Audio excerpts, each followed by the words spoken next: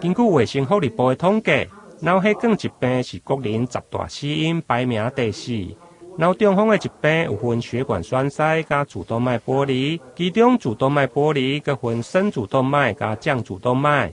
深主动脉因为靠近心脏，有突发猝死的风险，因此伫临床上属于急症，也就是假型的主动脉剥离。假型主动脉剥离，它并不是说它影响的那个主动脉的范围比较广，它主要是说它特别影响到深主动脉。我们主动脉有分深主动脉、主动脉弓以及降主动脉。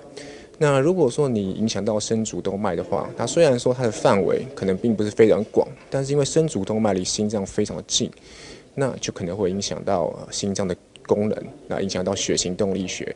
那进而呢，就会有可能有猝死的风险。生态病院急诊部医师黄启源强调，脑中风发生通常甲三高、无健康的饮食、甲不良的生活习惯有关系。